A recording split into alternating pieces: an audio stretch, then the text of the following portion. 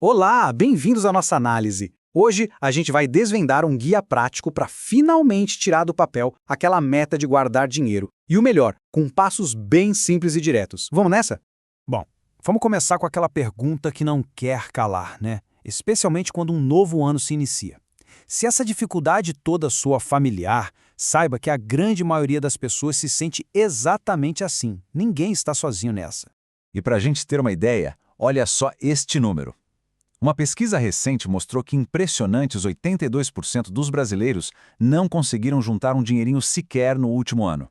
Isso mostra bem o tamanho do desafio que temos pela frente. E a situação é tipo a bateria do celular no fim do dia. Para mais da metade dos trabalhadores, o salário simplesmente acaba antes do próximo pagamento. Fica bem claro que o controle financeiro é um ponto crítico para muita gente. Ok, mas por que isso acontece? Vamos tentar entender a raiz do problema.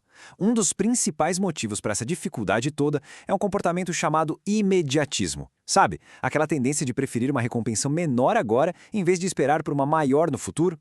E o Brasil, como dá para ver, está entre os países onde essa característica é bem forte. É justamente essa preferência pelo agora que acaba sabotando os planos para o futuro. Mas olha, a boa notícia é que só de entender essa nossa tendência já damos o primeiro grande passo para virar o jogo.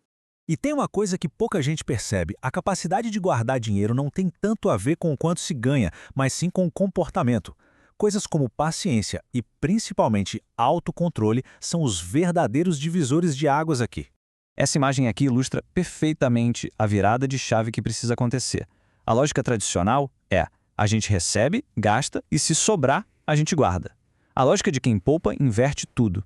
Primeiro, separamos o dinheiro para os nossos sonhos e metas. Depois, a gente ajusta o padrão de vida ao que restou. Parece simples, mas é uma mudança poderosa. Certo. Mudar a mentalidade é o primeiro passo, com certeza. Mas, para isso funcionar de verdade, na prática, a gente precisa de um método, de um plano. Então, vamos ver como organizar o orçamento. O método que ficou super famoso pela sua simplicidade e principalmente pela eficácia é a regra 50-30-20. Ela foi popularizada pela senadora norte-americana Elizabeth Warren e funciona quase como um GPS para o nosso dinheiro. A genialidade da regra está nessa divisão super clara. Olha só, metade da renda líquida, 50%, vai para as despesas essenciais, tipo moradia e alimentação. 30% são para os desejos e o lazer, viagens, hobbies, e os 20% mais importantes são dedicados ao futuro, ou seja, investimentos e a realização dos sonhos. E para aplicar essa regra é mais fácil do que parece. Passo 1. Calcular a renda líquida, ou seja, aquele dinheiro que realmente cai na conta. Passo 2. Listar todas as despesas, para a gente saber para onde o dinheiro está indo.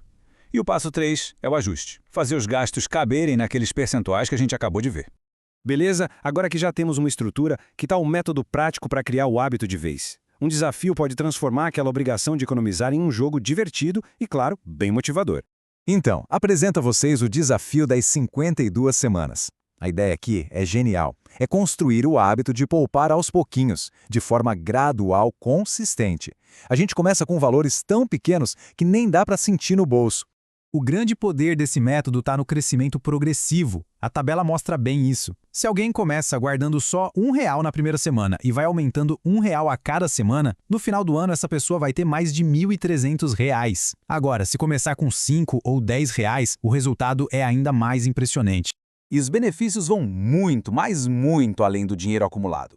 Esse desafio ajuda a desenvolver disciplina, transforma a economia num tipo de jogo e, talvez o mais importante, ajuda a criar um hábito financeiro saudável que fica para a vida toda.